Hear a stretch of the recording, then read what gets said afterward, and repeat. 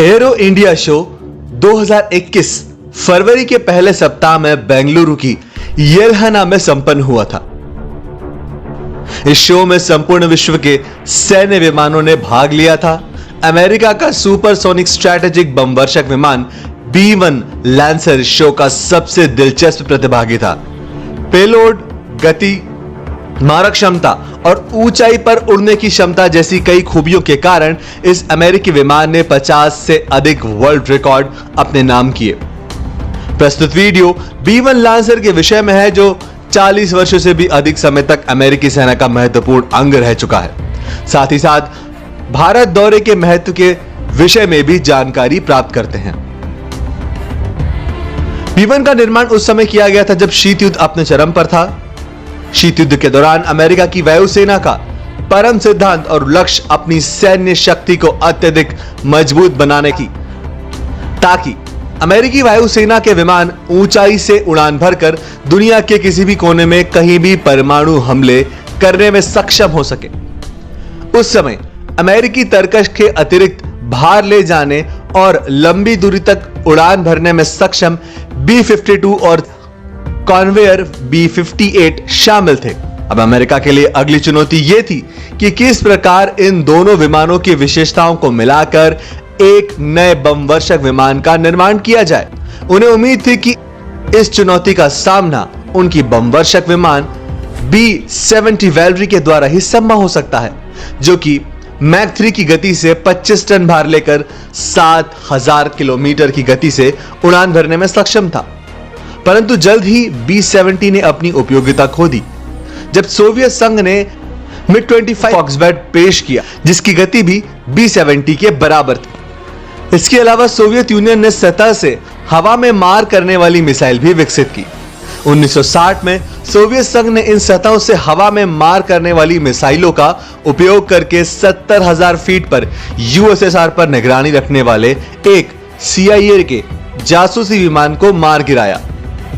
शुरुआत में अमेरिका ने दावा किया कि यह नासा द्वारा संचालित मौसम अनुसंधान विभाग का एक नागरिक विमान था, लेकिन बाद में सोवियत संघ ने क्रैश के दौरान पकड़े गए पायलट को अमेरिकी जासूसों के सबूतों के तौर पर ग्लोबल मीडिया के सामने पेश किया। अमेरिका न सिर्फ स्तब्ध रह गया, बल्कि इस घटना से अमेरिका को काफी शर्मिंदगी उठानी भी पड़ी। इन सब के अलावा अमेरिका पूरे बमवर्षक विमान निर्माण परियोजना को रद्द करके पुनर्विचार करना पड़ा। MiG-25 के कारण अमेरिका को अपनी ऊंची उड़ान बमवर्षक विमान बनाने की योजना का परित्याग करना, नीची उड़ान भरने वाले तेज गति के बमवर्षक विमानों के निर्माण के लिए पुनः विचार करना पड़ा। अब उनका लक्ष्य ऐसे बमवर्षक जेट विमान का निर्माण करना था जो सोवियत संघ के सुरक्षा तंत्र से बचते हुए दुश्मन के इलाके में सफलतापूर्वक अपने मिशन को अंजाम दे सके। इससे B-1A की उत्पत्ति हुई, जो आज के B-1 लैंसरों का पूर्वाधिकारी थे। B-1 की अधिकतम गति मैक 2 थी और सोवियत संघ के MiG-31 विमान का अवाक्स सिस्टम इस गति से उड़ने वाले विमानों को आसानी से देख सकते थे। इस समय एक बार फिर अमेरिकी वायुसेना ने महसूस किया कि स्टिल्थ ही उनका भविष्य का विमान हो सकता है, क्योंकि स्टिल्थ विमान आसानी से सोवियत संघ के रडार से बच सकते थे। इस प्रकार अमेरिका ने अपनी B-1 परियोजना को रद्द कर दिया और 5वीं पीढ़ी के स्टिल्थ बमवर्षक विमान B-2 पर ध्यान केंद्रित करना शुरू कर दिया। हालांकि अमेरिकी सेना के उच्चाधिकारियों को यह समझते देर नहीं लगी कि अति जटिल स्टिल्थ बमवर्षक विमान समय पर पूरा नहीं किया जा सकेगा, अतः वे घबरा गए। अब वे इस बात को लेकर चिंतित थे कि स्टिल्थ विमान के बनाने तक उनके मौजूदा विमान तकनीकी रूप से पुराने हो जाएंगे। अमेरिका यह सुनिश्चित करना चाहता था कि उसके पास एक ऐसा बमवर्षक हो जो न केवल किसी भी परमाणु हमले का सामना कर सके, बल्कि भविष्य में न्यूक्लियर ट्राइड के हिस्से भी बन सके। इसके अलावा अफगान युद्ध के माध्यम से अमेरिका ने महसूस किया कि दुश्मन को आगे बढ़ने से प्रभावी ढंग से रोकने के लिए हवाई हमले, विशेष रूप से बमबारी आवश्यक थे। विमान वाहक जहाज से प्रक्षेपित किए गए अमेरिकी विमान की परिचालन सीमा एक बड़ी चिंता का विषय था। नतीजतन अमेरिका ने एक उत्कृष्ट श्रेणी का बमवर्षक विमान बनाने का फैसला किया, भले यह प्रतिस्थापन विकल्प नहीं थे।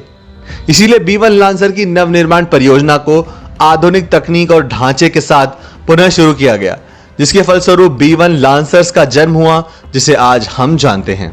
बहुभूमिका वाले लंबी दूरी का बमवर्षक B1B मात्र एक बार ईंधन भरकर 9000 किलोमीटर तक महाद्वीपों के चक्कर लगाने में सक्षम है। इसके फोल्डेबल विंग्स इसे कम और सुपरसोनिक गति पर शानदार लिफ्ट प्रदान करने और अधिक पेलोड और रेंज की पेशकश करने में मदद करते हैं। B1B की लंबाई 144 फीट है, जिसका विंग स्पेन 137 फीट और 4 GE उच्च शक्ति वाले जेट इंजन द्वारा संचालित है।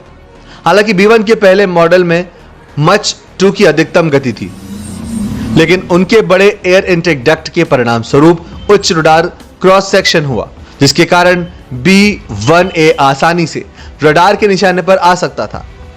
संशोधित B1B ने अपने डिजाइन में सर्पेंटाइन एयर इनटेक डक्ट पेश किया, जो रडार क्रॉस सेक्शन को कम करने में मदद करता है, लेकिन इस वजह से इनकी अधिकतम गति मैक 1.2 कर दी गई। GPS की सुविधा से लैस एक B1 बमवर्षक विमान किसी मशीन के तहत उड़ान भरने में न केवल सक्षम था, बल्कि युद्ध के दौरान इस पर काफी हद तक भरोसा किया जा सकता था। यह विमान 1998 से अमेरिकी वायुसेना के रणनीतिक आयोग का हिस्सा भी रहा है। हालांकि 2007 में रूस और संयुक्त राज्य अमेरिका के बीच हस्ताक्षरित परमाणु समझौते के तहत B1 विमान को परमाणु हथियार ले जाने के कार्य से हटा दिया गया था। फिर भी पारंपरिक हथियार ले जाने वाले B1 विमान आज भी अमेरिकी अभियानों में महत्वपूर्ण भूमिका निभाते हैं। B1 बमवर्षक विमानों ने खास तौर पर अफगानिस्तान और इराक के युद्धों के दौरान एवं सीरिया में ISIS आतंकवादियों के खिलाफ बहुत ही महत्वपूर्ण भूमिका निभाई थी। हालांकि ये प्रभावशाली तथ्य है, लेकिन इस बात की बहुत कम संभावना है कि भारत अब ऐसा बमवर्षक खरीदेगा। हम इस विषय से संबंधित एक वीडियो पहले भी बना चुके हैं, लेकिन एरो इंडियो शो में B1 बॉम्बर एयरक्राफ्ट की भागीदारी का एक अच्छा संकेत माना जा सकता है कि भारत अपनी कूटनीति के तहत अमेरिका के साथ नजदीकियां बढ़ा रहा है। यह पहली बार नहीं जब कोई अमेरिकी बॉम्बर शो का हिस्सा बना है।